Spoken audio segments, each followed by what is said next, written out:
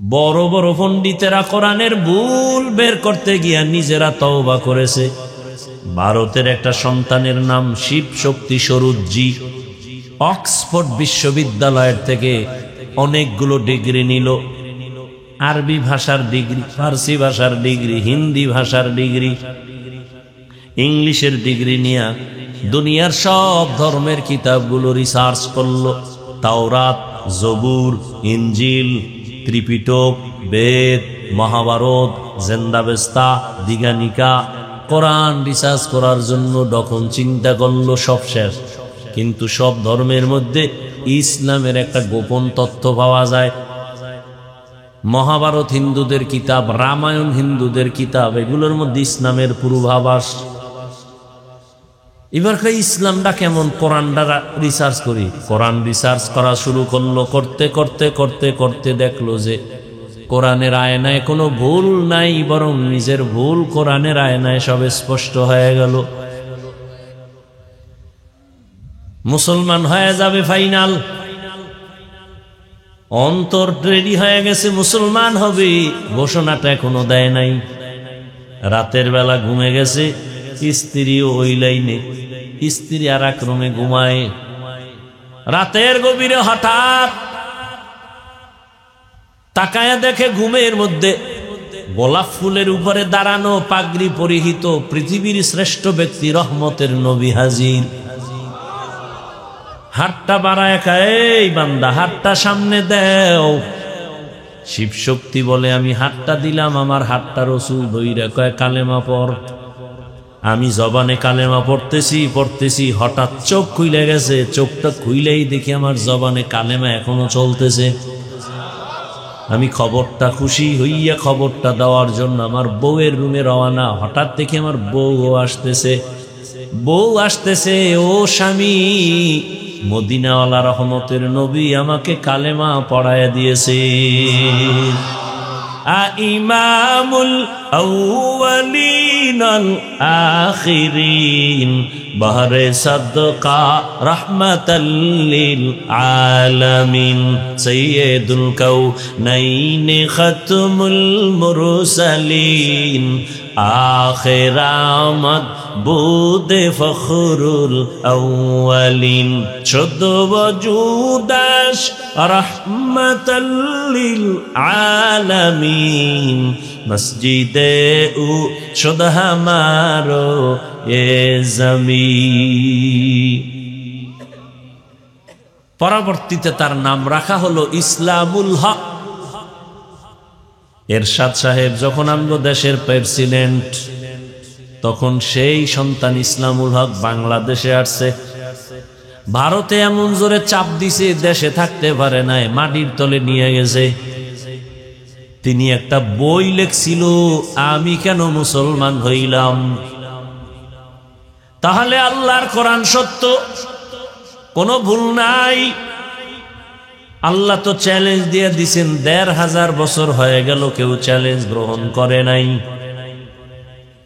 ও আমার যুবক বাবারা, বৃদ্ধ বাবাজিরা, পর্দার আড়ালের মা বোনেরা, আল্লাহর কানা কোরআন যেমন সত্য, ভেতরে যত কথা আছে তাও।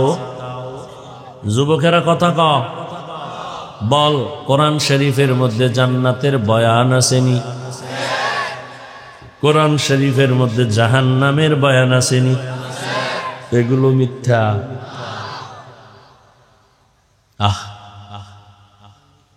দুঃখ খালি এক জায়গায়, এই দেশে কোনো হিন্দু, বৌদ্ধ, ইহুদি, খ্রিস্টান আমগো হুজুর গো গাইল না, বিরোধিতা করলো না ইসলামের বিরুদ্ধে।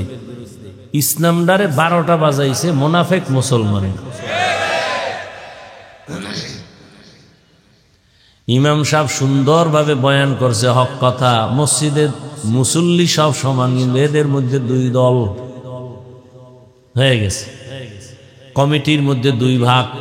এক দল কয় ইমাম সাহেব তো কোরআন হাদিস অনুযায়ী কথা বলছে, আর এক দল বলে যে এত গরম কথা আমগো দরকার নাই। দুই দল হয়ে গেছে, মুসল্লিও দুই ভাগ। বড় কঠিন হালাত। আল্লাহ শফাত করলেন, সন্দেহ দূর করার জন্য শপথ করেন নাই, বরং আল্লাহ বুঝাইতে চান সব কথাই দামি, তবে কসমের কথাটা আরো দামি। মানুষ তোমরা এদিকে একটু নজর দাও, যেমন আসরের শপথ করছে, আসর বড় দামি, এবং কসম খাইয়া যেই কথা সামনে বলবেন এটা আরো দামি। ওয়াল আসর, আসরের শপথ, শপথ খাইছেন আসরের, বুঝা গেল আসর বড় দামি এক সম্পদ। তিনের কসম, তিন বড় দামি সম্পদ। জৈতুনের কসম খেয়েছেন আমার আল্লাহ, জৈতুন বড় দামি সম্পদ। আসমানের কসম খাইছেন, আসমান বড় দামি সম্পদ।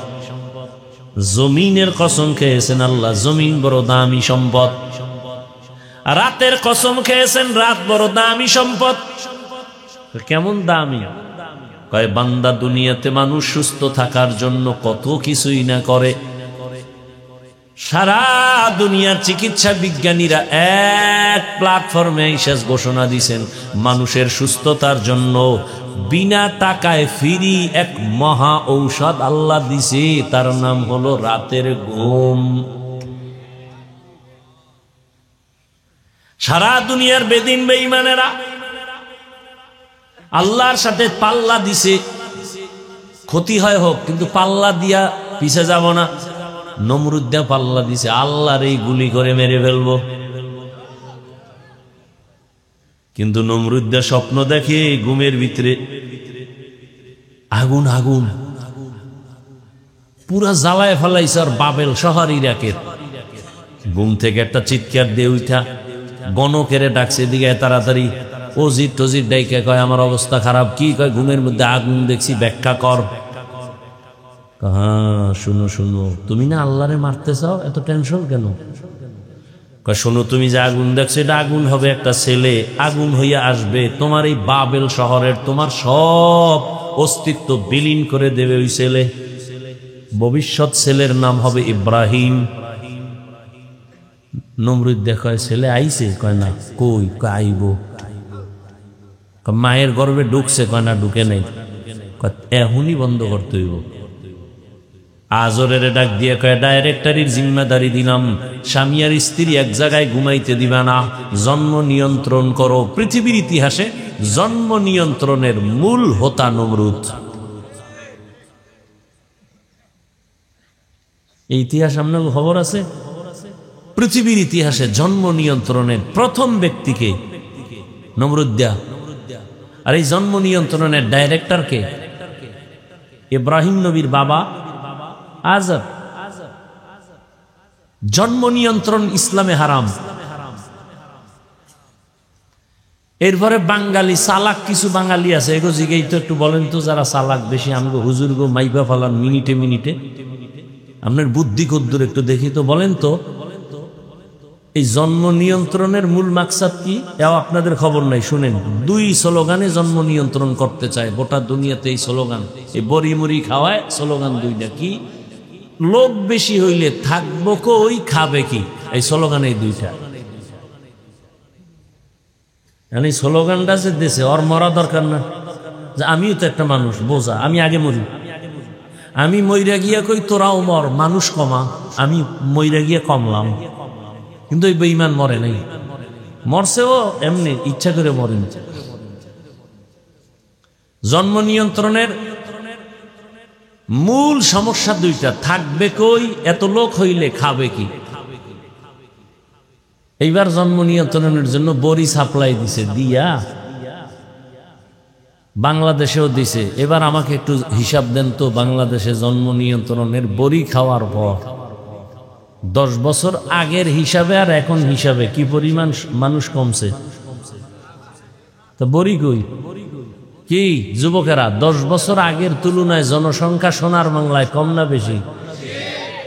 তো জন্ম নিয়ন্ত্রণের বড়ি খেয়ে করলা কি? এবার আর এক চালাকে জবাব দিবে, কয় আমরা বাড়াইছি, হুজুরেরা বাড়াইছে। এই ময়দানে দেখেন তো, হুজুরের চেয়ে অন্য মানুষ বেশি না? সারা বাংলাদেশে হুজুরদের থেকে লোক অনেক বেশি। হুজুরেরা তো বাড়াবে, মূল বিষয়টা কি? বাড়ানো কমানোর চাবি তো মালিকের হাতে। কেমনে বুঝাইতাম? এক ফোঁটা নাপাক পানিতে একটা বাচ্চা হয়, তাই তো? শিক্ষিত বাবারা খেয়াল করেন, এক ফোঁটা নাপাক পানিতে কি হয়? বাচ্চা হয়। তাহলে এইরকম নাপাক পানি তো একজন স্বামী স্ত্রীর মধ্যে শত শত ফোঁটাই গেছে। আল্লাহ তো সব ফোঁটায় যদি দেয় তা এক একজনের 200 ছেলে হইব, মেয়ে হইব। তা তোমার পাওয়ার থাকলে সব ফোঁটা দিয়ে বানাও। কতজন স্বামী স্ত্রী মিলন করে, ঠিক আছে, বছরকে বছর, 10 বছর, তো কত ফোঁটা গেছে স্ত্রীর মধ্যে, কই একটা সন্তানও নাই। তদবিরের জন্য মাজার সব গোড়া শেষ। হে কচ্ছপের ফানি আনছে বাইজিদের মাজার দিয়া, হেডিও খাইছে। আরো কত আকাম সাকামের তদবির লইছে, তারপরে সন্তান। কি বুঝলেন? এক ফোঁটা নাপাক পানি সন্তান দিতে পারে? কে দেয়? লিল্লাহি মুলকুস সামাওয়াতি ওয়াল আরদ ইয়াহাবু লিমান ইয়াশাউ ইনাসান ওয়া ইয়াহাবু লিমান ইয়াশাউ যুকুর আও ইউযাওবিজুহুম যুকরানান ওয়া ইনাসা ওয়া ইয়াজআলু মান ইয়াশাউ আকিমা ইন্নাহু আলীমুন কাদির।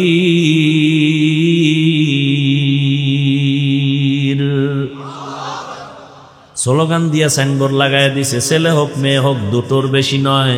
আবার একটু আপডেট হইয়া আবার নিচে দিয়ে আর এক লাইন বাড়াইছে, একটা হলে ভালো হয়। আমি কি ওখানে আর এক লাইন ভালো করে লেখা দাও, না হইলে আরো ভালো হয়। এই স্লোগান দেখেন না? ছেলে হোক মেয়ে হোক দুটোর বেশি নয়, একটা হলে ভালো হয়। আমি বলি না হইলে আরো ভালো। কিন্তু আল্লাহ কি কয়? আমি চাইলে কাউকে ছেলে দেই, কাউকে মেয়ে দেই, কাউকে একটা দেই, কাউকে দেই না, কাউকে দোনোটা দেই। ক্ষমতা কার? যেদিন থেকে স্লোগান শুরু, দুইটার একটা হলে ভালো হয়, ওই দিন থেকে মাওলার চাবির রাস্তা খুইলা দিয়ে একসাথে সাইড দিয়া আল্লাহর সাথে পাল্লা দেয় নমরুদ দিয়া। ডাইরেক্টর বানাইছে আজরের। সব গোয়েন্দা বাহিনীর সব লোকজন ঘরে ঘরে পাঠাইয়া দিছে, খবরদার স্বামী স্ত্রী যেন এক জায়গায় ঘুমাইতে না পারে। ডাইরেক্টরের ফিরাইবে কি? যারে দিয়ে ভূত সারা মেরে ভূতে পাইছে। ওই দিন আজরের যৌবনের জোয়ার লাইগা গেছে। কয় আমি এত ব্যস্ততার মধ্যে আজকে অন্তত একটা রাত স্ত্রীকে নিয়ে ঘুমাই। ইব্রাহিম চলে গেছে মায়ের গর্ভে। ওয়ামাকারু ওয়ামাকারাল্লাহ ওয়াল্লাহু খায়রুল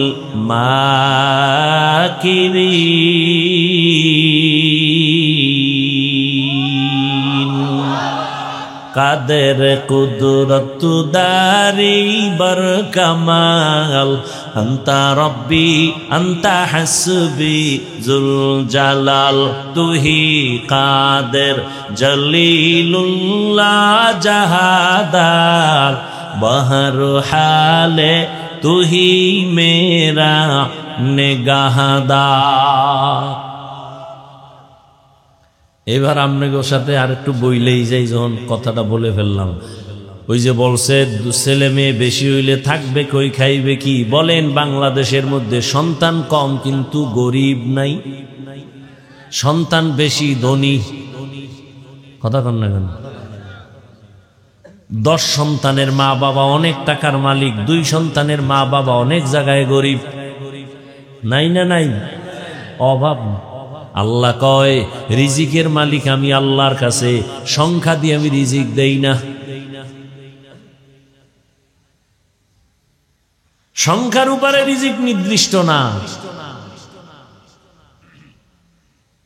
এরপর কয় রিজিক বাড়ায় দিব আমি, তোর কেন টেনশন। 1% জমিনের মধ্যে, এই মুরব্বীরা কইেন, 1% জমিনের মধ্যে 30 বছর আগে যেই পরিমাণ ধান হইতো, এখন 1% জমিনে ধান আগের তুলনায় কম না বেশি? আপনার আব্বায় দিছে, সরকার দিছে। আগে 13টা পেয়ারা খাইতাম, জিব্বায় টের পাইতো না। আর এখন এমন বড় বড় পেয়ারা, একটা পেয়ারা একা খাওয়া যায় না। এত বড় পেয়ারা সরকার বানাইছে।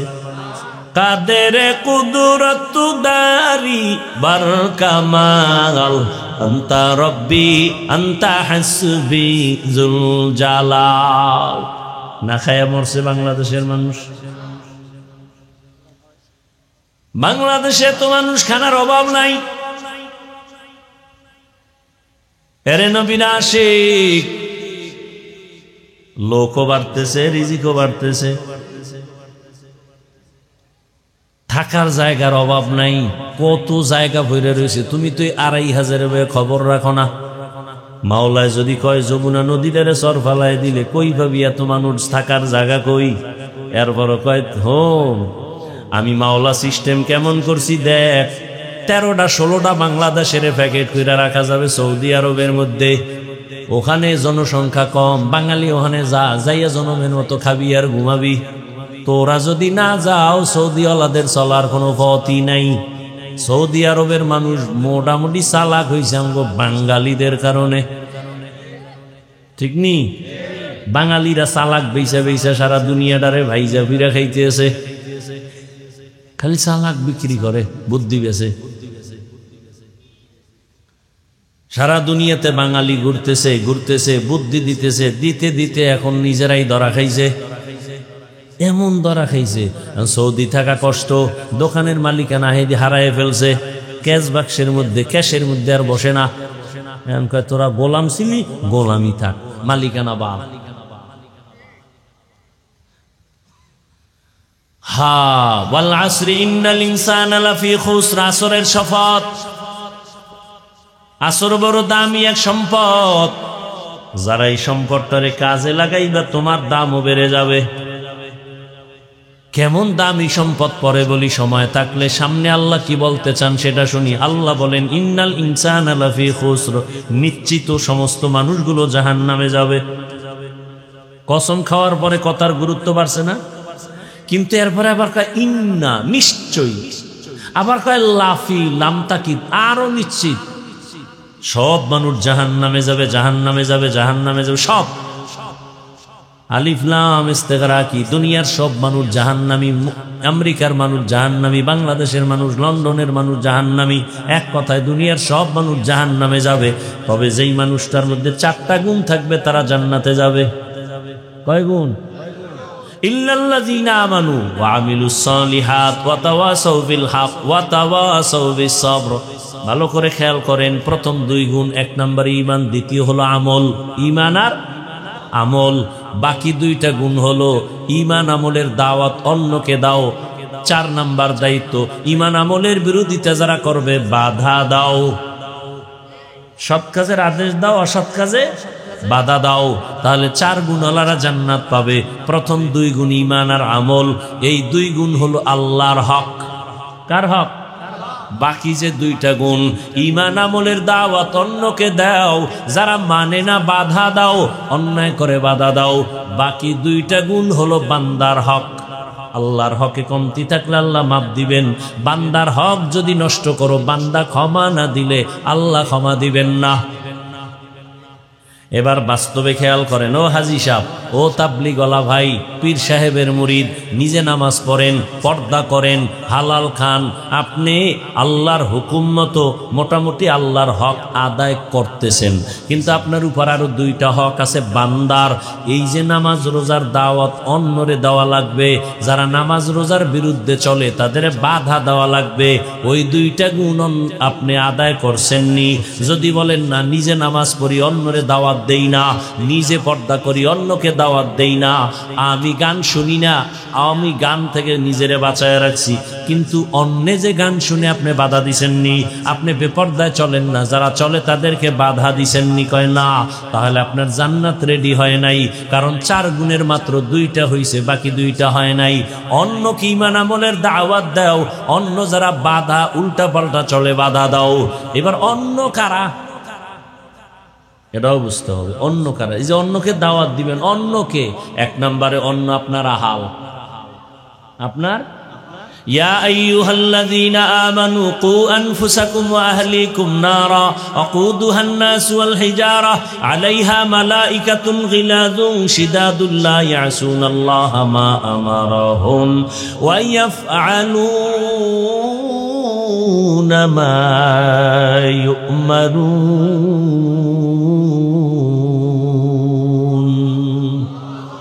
আল্লাহ বলেন মুমিন জাহান্নাম থেকে নিজেরা বাঁচাও, তারপরে তোমার আহালকে বাঁচাও। আব্বা জান আপনার আহাল আপনার সন্তান, স্বামী যদি হয়ে থাকেন স্ত্রী আপনার আহাল, শিক্ষক যদি হয়ে থাকেন ছাত্র আপনার আহাল, যদি আপনি মসজিদের ইমাম হন মুসল্লি আপনার আহাল, আপনি যদি দোকানের মালিক হন কর্মচারী আপনার আহাল। ও স্বামী জাহান্নাম থেকে নিজেকে আগে বাঁচাও, আহাল স্ত্রীকে বাঁচাও। ও বাবা নিজেকে জাহান্নাম থেকে আগে বাঁচাবেন, আপনার আহাল সন্তানকে তারপরে বাঁচাবেন। ও আল্লাহর বান্দারা এই রকম প্রত্যেকের দায়িত্ব পালন করতে হবে। সন্তান আপনার আহাল, নিজে নামাজ পড়েন সন্তানকে নামাজ পড়াইছেননি, নিজে পর্দা করেন সন্তান পর্দা করেনি, হিসাব দেওয়া লাগবে বাবার। স্বামী আপনি নামাজ পড়েন আপনার স্ত্রী নামাজ পড়েনি, আপনাকে জবাব দিতে হবে। এরে আল্লাহর বান্দারা আমি আপনাদের কিন্তু এতক্ষণ যে বয়ান শুনাইতেছি কষ্ট করিয়া করিয়া কথা বলি, একবারও কিন্তু বলি নাই সবাই হুজুর হও, একবারও বলি না আমি কওমি মাদ্রাসার ছাত্র আপনারাও কওমিতে যান, একবারও বলি নাই আমি তাবলিগের লাইনের সন্তান আপনারাও তাবলিগ না করলে জাহান্নামে যাবেন, একবারও বলি নাই আমি পীরের মুরিদ আপনারা যদি পীরের কাছে না যান জাহান্নামে যাবেন, একবারও বলি নাই। আমি আপনাদের কি বুঝাইতে চাই ভালো করে খেয়াল করেন। ও যুবক বাবারা, বৃদ্ধ বাবাজি, আমি আপনাদের বুঝাইতে চাই আপনি যেই লাইনে থাকেন নামাজ পড়েন পর্দা করেন হালাল খান, আপনি স্কুলে পড়েন বাধা নাই, কলেজে পড়েন বাধা নাই, চাকরি করেন বাধা নাই, ডাক্তার হন বাধা নাই, ইঞ্জিনিয়ার হন বাধা নাই, প্রফেসর হন বাধা নাই, আপনি যা করেন যে লাইনে আছেন বাধা নাই। আপনি ডাক্তার হন, ইঞ্জিনিয়ার হন, প্রফেসর হন, একজন সাংবাদিক হন, এসপি হন, ডিসি হন, একজন এমপি হন, চেয়ারম্যান হন, তবে একটা মাত্র দাবি বেয়াদব হইবেন না, তাহলে মরার আগে ভঙ্গু, কোনো সন্দেহ নাই মরার আগেই ভঙ্গু। এবার বলতে পারেন বেয়াদবি করব না, তার কথাটার খোলাসা ব্যাখ্যা করেন। 3 জায়গায় বেয়াদবি করলে আপনার জীবন পঙ্গু, মরার আগে মরবেন না তাড়াতাড়ি। এই নষ্ট মানুষটি তাড়াতাড়ি মরে না, ওরা নিজেও জ্বলে অন্যরে জ্বালাইয়া টালাইয়া এরপরে মরে। ও মায়েরে জ্বালায়, বাপেরে জ্বালায়, হুজুরের জ্বালায়, ওর জ্বালানি এর শেষ নাই। তো আল্লাহ শেষে ওরে জ্বালায়, বিছনায় ফালাইয়া পাও ভাঙ্গে, কিডনি শেষ হয়, লিভার শেষ হয়, ভোগদে ভোগদে ভোগদে ভোগদে এরপরে মরে। বেয়াদবি করবেন না মানে 1 মা বাবার সাথে বেয়াদবি করা যাবে না, 2 শিক্ষকের সাথে বেয়াদবি করবেন না, 3 ওলামায়ে কেরাম মুরব্বীদের সাথে বেয়াদবি করবেন না। কারণ মা বাবা আপনার কথায় যদি কষ্ট পাইয়া আহ শব্দ বলে কষ্টে, আপনার এই আহ শব্দটা আপনার কপালে লাগবে, জীবনে অভিশাপ নেমে আসবে। কারণ মা বাবার চোখের পানি আর দোয়া ছাড়া জমিনে কোনো সন্তান সম্মানের চেয়ার পায় নাই। মা বাবার চোখের পানি আর দোয়া ছাড়া কোনো সন্তান পরীক্ষায় পাশ করে নাই। জানো না রে নিমক হারাম, জানো না তুই পরীক্ষা দিতেছ, তোর খবর নাই যে মা সারা রাত দোয়া করতেছে, মাওলা আমার সন্তানের পরীক্ষায় তুমি পাশ করায় দাও। চাকরির ইন্টারভিউ দিছো, তোর মা কিন্তু ঘুমায় নাই, বাবায় ঘুমাইছে, মা দোয়া করছে আল্লাহ আমার সন্তান ইন্টারভিউ দিতে যায় তুমি সফলতা দিও। বিদার যাইতেছো, মা ঘুমায় না, কান্না করে দোয়া করছে, হে মালিক আমার সন্তানটারে তুমি ভালো চাকরির ব্যবস্থা করে দিও। আমি হাফিজুর রহমান এই চেয়ারে মা বাবার চোখের পানি ছাড়া বসতে পারি নাই, তবে আমার আব্বা আম্মা আমার জন্য কলিজা বইরা দোয়া করছেন, কিন্তু আমারে বয়ান শিখাইয়া এই চেয়ারে বয়ানে বসান নাই। আমাকে বয়ান শিখাইছেন হাতে ধইরা ধইরা আমার শিক্ষক, আমার উস্তাদ, আমার ওলামায়ে কেরাম, ঠিক নি? আমি দস্তকাত দিতে পারতাম না, আমার শিক্ষক আমারে দস্তকাত শিখাইছে। আমি আরবিতে কথা বলতে পারতাম না, ইংলিশে কথা বলতে জানতাম না, শিক্ষক আমাকে শিখাইছে। আমি বাংলায় কথা বলতে পারতাম না, বাবার নাম বলতে পারি না, মায়ের নাম বলতে পারি না, শিক্ষক আমাকে শিখাইছে। আমার সব কিছু শিক্ষকের অবদান আমার পেছনে কম না। আবার আমি বয়ানও শিখছি, বয়ান যখন করি কিন্তু বয়ানে মজা পাওয়া যায় না। মজা যখন আসতে শুরু হইল তখন এই মজা বাড়তেছে আল্লাহওয়ালাদের দোয়ার কারণে, আল্লাহওয়ালাদের নেক নজর। এই জন্য যারা আলেম, এই যে বাংলাদেশে যত ঝামেলা দেখো, সব ঝামেলার একমাত্র কারণ আলেমদের সাথে বেয়াদবির ফলাফল। হ্যাঁ, আজকে একজন বাংলাদেশের বড় আলেম মাদ্রাসা আসছে, জিজ্ঞেস করলাম, হযরত আপনার মাদ্রাসা নিয়ে তো ঢাকার মধ্যে ভেজাল করছে একদল, খবর কি? আসল লিডারটা এখনো আছে, কিন্তু পাতি নেতা টেতা সবগুলো ধাম ধাম করে মরে গেছে। প্রথমে এক এমপি ফাইজলামি করছে, ওইটা মরে গেছে। পরে আর এক কমিশনার ফাইজলামি চালাকি করছে, হুজুরের সাথে মরছে ওটাও। ওর সাথে সাঙ্গপাঙ্গ ছিল 13 জন, সব মরছে। আর একটা আছে পঙ্গুর মতো বইয়া, ওটা পঙ্গু। আলেমের সাথে বেয়াদবি, মরার আগে বিচার শুরু। মনে রাখবা, মানো আর না মানো লেখা রাখো। মা বাবার সাথে বেয়াদবি করলে মরার আগে বিচার শুরু। শিক্ষকের বরদোয়া লাগলে, আলেমদের বরদোয়া কপালে লাগলে মরার আগেই বিচার শুরু। রসুলের হাদিস। দুইটা অন্যায় করলে বিচার হবে মরার আগে। এক নাম্বার অন্যায়ের নাম জুলুম, দ্বিতীয় অন্যায়ের নাম মা বাবার সাথে বেয়াদবি।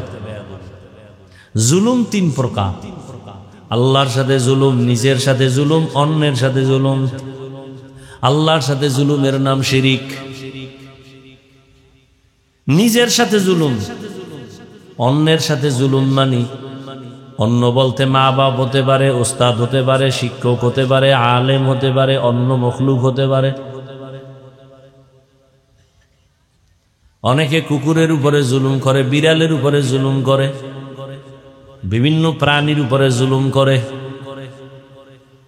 এক মহিলা বড় আল্লাহওয়ালা, খুব আমলওয়ালা, বিদায় বেলা ঘরে আসছে একটা বিড়াল। এটারে ধৈর্য খাঁচায় আটকাইছে, নিজেও খানা দেয় না, ছেড়েও দেয় না, অন্য জায়গায় গিয়ে খাবে। বিড়ালটা না খাইয়া ধুকে ধুকে মরে গেছে। রহমতের নবী শুনাইতেছেন, ও সাহাবায়ে কেরাম, গাইবি আওয়াজ আসছে, এই মহিলা, তোর জীবনের সব আমল বরবাদ। একটা বিড়ালের সাথে যদি জুলুম করলেই হয়, হুজুরগুলোর সাথে যারা জুলুম করে, ওর কপাল শুধু একাড্ডা পড়বে, ওর মাইয়ার কিডনি যাইব, পোলার পাও ভাঙবে, ওর বউ লিভার নষ্টে মরবে, ওর মানে শেষ নাই ওর গজবের। কিন্তু কেউ বরদোয়া করে না, কোন আলেম বরদোয়া করে না, কলিজা দিয়ে কান্দে আর দোয়া করে।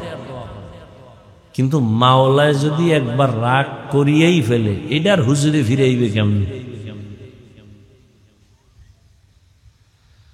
হ্যাঁ, এ আমার যুবক বাবারা, স্কুলে পড়ো, কলেজে পড়ো, চাকরি করো, ব্যবসা করো, বাধা নাই।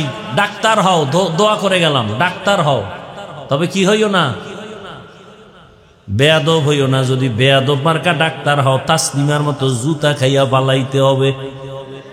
তাসনিম এমবিবিএস ডাক্তার না, বোরকার বিরুদ্ধে বহু বয়ান করছে, কইরা এরপরে বোরকা ভরিয়েই ফালানো লাগছে। তাসনিমার বোরকা ছাড়া ফালাইতে না। আমগো বরিশালের একটা গ্রামের ভাষা আছে, যে যাকে নিন্দে সে তাকে ভিন্দে। খারাপ লাগতেছে আপনাদের? এরে আমার যুবক বাবারা, এবার বাস্তবে একটু দেখো তো, জীবনে কোনোদিন মাদ্রাসায় পড়ে নাই, জেনারেল লাইনে পড়ুয়া যুবক, স্কুলে পড়ে, কলেজে পড়ে, চাকরি করে, ব্যবসা করে। সত্য কথা স্বীকার করো, তোমার মতো যুবক জীবনে মাদ্রাসায় যায় না, আলিফ বেতাও পারে না, স্কুলে পড়ে, কলেজে পড়ে, 5 ওয়াক্ত নামাজ পড়ে। সত্য বলো, আসেনি? তোমার জীবনের আর কোনো ওয়াজের দরকার নেই, এটাই তোমার শেষ ওয়াজ। এবার তুমি আমাকে একটু বিবেক দিয়ে জবাব দাও, তুমি পারো না কেন? আর কোনো ওয়াজের দরকার নেই। তোমার মতো যুবক তাকায় দেখো, র্যাব, আর্মি, পুলিশ, বিডিআর চাকরি করে, নামাজি দাড়িওয়ালা নাই। আর ওয়াজের দরকার নাই। বলো তোমার বিবেক দিয়া তুমি কেন পারো না? তোমার মতো যুবক ২৫০০ বাজারে গাড়ি চালায়, ৫ ওয়াক্ত নামাজ পড়ে নাই। বলো তুমি কেন পারো না? তোমার মতো যুবক নদীর মধ্যে মাছ ধরে, নামাজ ছাড়ে না। তোমার মতো যুবক তাকায় দেখো, দোকানদারি করে, ব্যবসা করে, নামাজের সময় মসজিদে তোরায় গিয়া নামাজ পড়ে। তুমি কেন পারো না? তোমার মতো যুবক ময়দানে কৃষি কাজ করে, গামছা বিছাইয়া নামাজ পড়ে নাই, নামাজ ছাড়ে না। বলো তুমি কেন পারো না? আমার মনে হয় তোমার উপরে আমার আল্লাহ বেজার। মা বাবা বুঝি কষ্ট পাইছে, যে কারণে হেদায়েতের দরজা তোমার কপালে আসে না। ও পর্দার আড়ালের মা বোনেরা, আপনাদের জন্য কি বয়ান করব? আপনারা তো এই জমিনের বড় দামি নারী, আপনারা তো নবীদের মায়ের মতো দামি, সাহাবায়ে কেরামের মায়ের মতো মা, আলেমদের মা, হাফেজে কোরআনের মায়ের মতো মা। আপনারা তো খাদিজা রাদিয়াল্লাহু আনহার মতো নারী, ফাতেমা রাদিয়াল্লাহু আনহার মতো নারী, আয়েশা রাদিয়াল্লাহু আনহার মতো নারী। এরে আম্মা জান, আপনাদের মতো কত নারী। আপনারা জানেন আল্লাহর এক বড় দুশমন ছিল জমিনে, ফেরাউন। তার স্ত্রীর নাম কি জানেন? ইতিহাস। এত বড় বেঈমানের ঘরে আসিয়া থাইকা কেমন আল্লাহর পেয়ারা হলেন। রহমতের নবী বলেন, কিয়ামতের দিন আসিয়ার সাথে আমি মুহাম্মদের সাথে জান্নাতে বিয়া হবে। যেই ফেরাউন আল্লাহর নাম আইনা নিজেরে আল্লাহ দাবি করছে, আনা রব্বুকুমুল আলা। ফেরাউন খোদা দাবি করে রাখে, আমি শুধু খোদা না, আমি সব থেকে বড় খোদা। অথচ এত বড় বেঈমানের ঘরে আসিয়া ক্ষমতা সবকিছু লাথি মাইরা আল্লাহরে এমন ভাবে আপন করেছেন। নবীজি বলেন, কিয়ামতের দিন জান্নাতে আসিয়ার সাথে আমার জীবনের বিবাহ হবে। এরে আম্মা জানেরা, আপনার স্বামী তো ফেরাউনের মতো খারাপ না। আপনি কি পারতেন না স্বামীটারে বুঝাইতেন, স্বামী নামাজ পড়ো? একদিন দুদিন আপনার স্বামী তো নামাজি হতো। আপনি যদি স্বামীটাকে বুঝায় বলতেন, স্বামী, মা বাবার আদর মায়া ছাড়িয়া তোমার সংসারে আসছি, আমার জীবনে না খাইয়া থাকলেও তোমার ঘরে আসি, খাইয়া থাকলেও তোমার ঘরে আসি, তবে আমার জীবনের একটা বড় দাবি, ও স্বামী, হারাম টাকার মাল ঘরে আনবা না, হারাম খাইয়া নিজেদের রক্ত নাপাক করব না, আমাদের সন্তানদের রক্ত নাপাক করতে দিব না। যদি প্রত্যেক মা তার স্বামীকে বুঝাইতেন, কোন স্বামী হারাম টাকা ঘরে নিত না। এরে আম্মা জান, স্বামীর টাকা বিদেশ দিয়া পাঠায়, চাকরি কইরা কামাই রুজি করে টাকা দেয়, আপনারা মোবাইলে উল্টা পাল্টা করেন, গোপনে গোপনে গুনার পথে ব্যয় করেন, নিজের কপালে নিজে কুঠার আঘাত করতেছেন। কারণ স্বামী, দুনিয়ার কোন স্বামী নিজের জন্য কিছু করে না, গাধার মতো কষ্ট করে স্ত্রীর জন্য, সন্তানের জন্য। প্রত্যেকটা স্ত্রী যদি মনে করত যে স্বামী মইরা গেলে সম্পদ তো কার, এই স্বামী মইরা গেলে সম্পদ স্ত্রীর সবকিছু না, যদি প্রত্যেকটা স্ত্রী মনে করত আরে স্বামী মইরা গেলে সব তো আমার, তাহলে আমি কেন চুরি করি? তাহলে মূলত তো আমার সম্পদ আমি ক্ষতি করি। চিন্তা নাই, অন্ধ হয়ে গেছে গুনার সাগরে গিয়া। প্রত্যেকটা সন্তান যদি মনে করত আমার বাবার কামাই রুজি সব আমার, বাবায় মরিয়া গেলে আমি ছেলের উপরে সব দায়িত্ব চলে আসবে, এই চিন্তা যদি প্রত্যেকটা ছেলে করত, কোনোদিন বাবার টাকা চুরি করত না। অথচ প্রত্যেকটা ছেলে বাবার টাকা চুরি করে মোবাইল ঠিক রাখার জন্য, মোবাইলে আকাম করার জন্য বাবার টাকা চুরি করে, মায়ের টাকা চুরি করে, আর সারা রাত মোবাইলে জেনা করে, দরজা জানালা বন্ধ করে। চোখের জেনা, হাতের জেনা, কানের জেনা, অন্তরের জেনা, জবানের জেনা, সারা রাত গুনাহ করতে করতে চেহারাটা নষ্ট করে ফেলছে। ওদিকে কিডনি শেষ, হার্ট শেষ, ব্রেন শেষ, লেখাপড়া শেষ, যৌবন শেষ, জীবন শেষ। তোদেরকে কেমন ভিডা দরকার যে তোরা বাঁচতে চাও বেশি দিন, যুবকরা, কিন্তু অস্ত্র হাতে নিছো, মরণ অস্ত্র মোবাইল, মানে দ্রুত মরার অস্ত্র মোবাইল, দ্রুত মরবি, দ্রুত বাঁচতে চায় বেশি দিন, কিন্তু অস্ত্র লয়ে ঘুরে দ্রুত মরার। চোখের পাওয়ার থাকে না, কানের পাওয়ার থাকে না, হার্ট দুর্বল, ব্রেন দুর্বল, যৌবন দুর্বল, লেখাপড়া দুর্বল। এই মোবাইলের কারণে মায়ের সাথে বেয়াদবি, বাবার সাথে বেয়াদবি, শিক্ষকের সাথে বেয়াদবি, বড়দের সাথে বেয়াদবি। এক কথায় তুই এখন আসো বেয়াদব হইয়া। তুই মইরা গেলে জানো না তোর মা বাপ দোয়া করবে খুশি হয়ে যে একটা বিপদ গেছি গা, কারণ তোর চরিত্র এত খারাপ। অনেক মা গোপনে কান্না করে, আল্লাহ এমন ছেলে দিলা, মানুষের সামনে মুখ দেখাইতে পারি না, মহিলারা গালি দেয়, তোর ছেলে এত খারাপ কেন? এই যুবকরা আমি বানায় বলতেছি, তোর বাবারা গোপনে গোপনে কান্দে আর আমগো কাছে এসে দোয়া চায়, হুজুর এমন একটা ছেলে পাইছি লাইনে চলে না, ওর কারণে লজ্জায় মুখ দেখাইতে পারি না, দোয়া কইরেন আল্লাহ পারলে হেদায়েত দিক, নাইলে যেন চাকার তলে পইরা মরে। এবার বুঝ তুই কেমন অভিশাপ লইয়া ঘুরো। এই নিমক হারাম, লজ্জা শরম আছে তোর? তোর মা চায় তুই মরিয়া যা। এবার বুঝ তোর কেমন পোড়া কপাল লয়ে তুই দুনিয়াতে জন্ম নিছ। তোর চরিত্র এত খারাপ যে তোর বাপ চায় তুই মরে যা। তোর চরিত্র এত খারাপ, তোর লজ্জা শরম আছে? বাপ দেখাও মাস্তানি ভাব। করোনায় খবর হলো তোর মতো তাজা তাজা যুবক শেষ। এমন একটা দিন নেই যুবকের লাশের খবর নাই, গাড়ির নিচে, পানির নিচে, ঘুমের বিছানায় যুবক যুবক যুবক। যুবকের আর একটা মরণ অস্ত্রের নাম বাইক। এটা আর একটা মরণ অস্ত্র, দ্রুত মরার একটা অস্ত্র বাইক। আমার আম্মা একটা কথা কয়, গ্রাম্য মানুষ তো কয়, যারে কথায় ধরে না ওরে ঝাড়ুর বাড়িতেও ধরে না। বুঝো এই ওয়াজে কি হইব? ফজর পড়ো নাই, জোহর পড়ো নাই, আসর পড়ো নাই, মাগরিব পড়ো নাই, এশা পড়ো নাই, তুই বয়ান শুনে আবার যাই মোবাইল চালাবি, ফজর পড়বি না, কি হইব এই ওয়াজ দিয়া?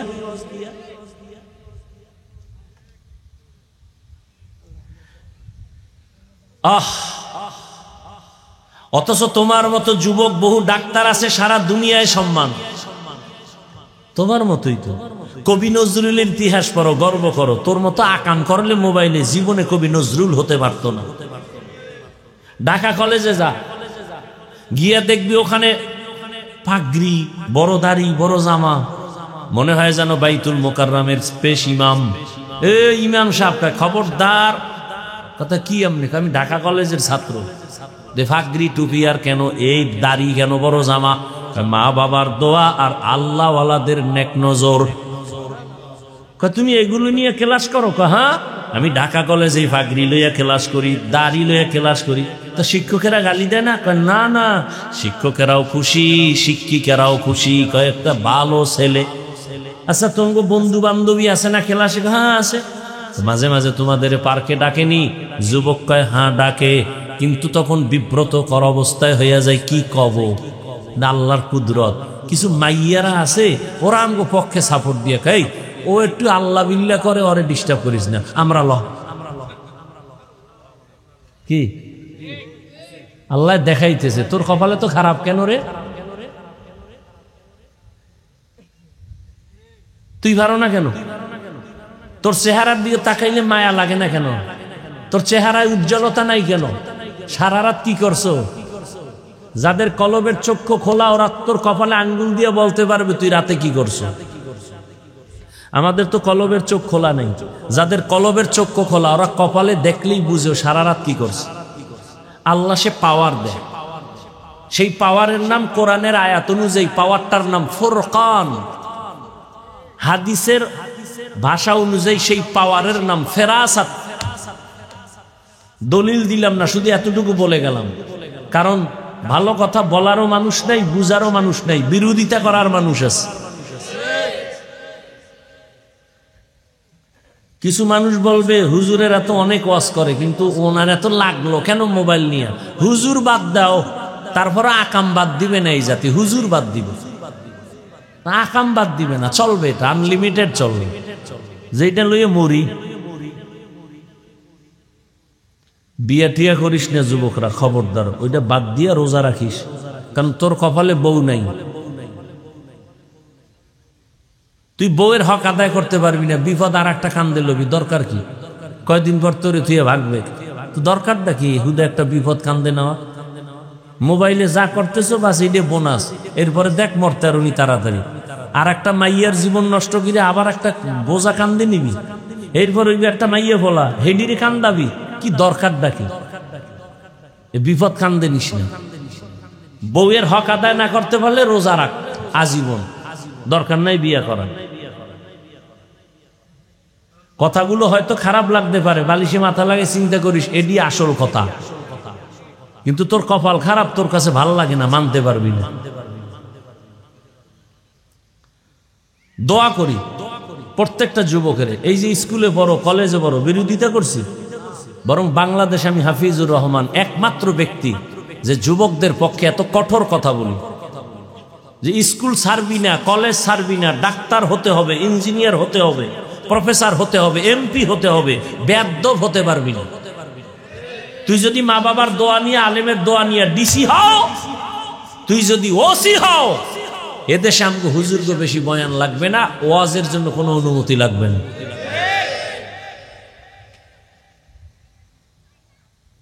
সমস্যা কি? ইসলামী মন মানসিকতা নিয়ে ডিসি হও, এমপি হও, ডাক্তার হও, ইঞ্জিনিয়ার হও, প্রফেসর হও। এই জন্য তো দেখো না শিক্ষার ঘরে আগুন লাগাই দিছে, ইসলাম বলতে কিছু রাখবে না। কলেজে ভার্সিটিতে যেন ইসলামের কোনো ইতিহাস না থাকে সবাই করে দিছে, কারণ ওমরের ইতিহাস শুনলেই শরীর গরম হয়।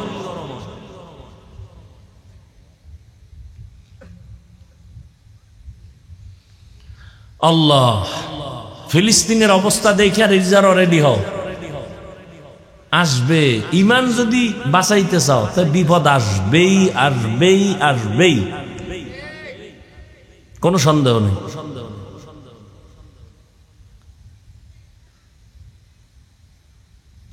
এখন আমাকে উপায় কি?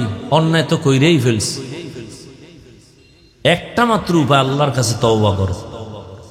দিল খুলে আল্লাহকে বল, আল্লাহ আর জীবনে নামাজ ছাড়বো না। জীবনে তো কম নামাজ ছাড়ি নেই। মনে চাইছে পার্কে যাব দৌড়, মনে চাইছে এখন নামাজ ছাড়বো ছেড়েছে, মনে চাইছে দাড়ি কাটবো কেটে ফেলছে। আর কত, আর কত বছর দাড়ি কাটলে তোমার শখ মিটবে বলো? আর কত বছর নামাজ না পড়লে তোমার মনের আশা পূরণ হবে? আর কত বছর অন্যের মাইয়ার চরিত্রের উপরে হামলা করলে তোমার মনের আশা পূরণ হবে? এখনো কি ফিরবা না? হেদায়াতের মালিক আল্লাহ, অন্তর খুলে তওবা করো। পর্দার আড়ালের আম্মা জানদেরও বলবো, সন্তান আল্লাহ দান করেছেন, একটা সন্তানকে আদর্শ ডাক্তার বানায় যান। কোরআন পড়বে, ডাক্তারি করবে, মা বাবার জন্য আবার দোয়াও করবে।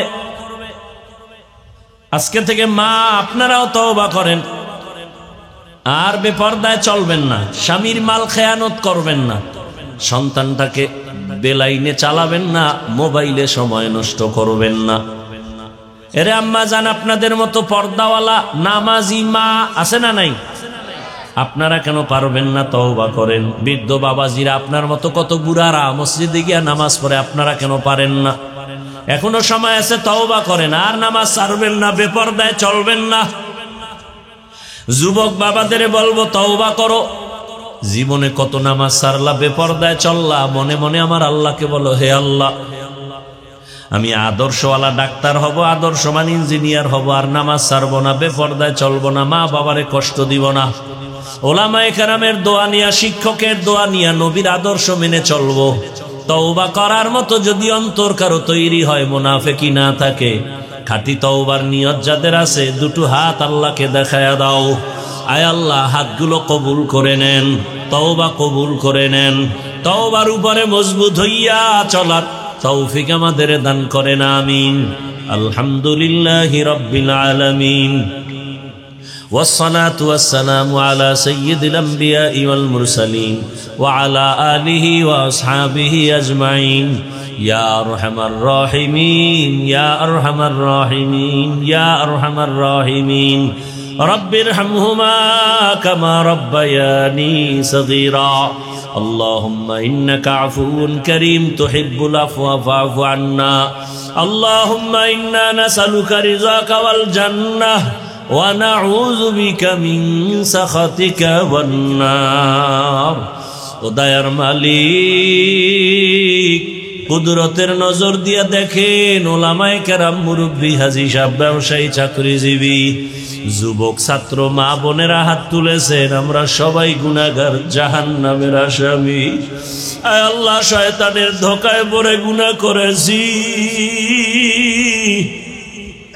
গুনাহের কারণে আমার হাত না পাক, আমার চোখ না পাক, আমার জিহ্বা না পাক, আমার অন্তর না পাক। তওবার নিয়ত করেছি আর গুনাহ করব না রে আল্লাহ। মেহেরবানি করে দয়ার নজরে নবীজির মোহাব্বতে আমাদের জীবনের সব গুনাহ মাফ করে দেন। মাহফিল কবুল করে নেন, আয়োজনকারী সহযোগিতাকারীদের কবুল করে নেন, এলাকায় শান্তি দান করেন আল্লাহ।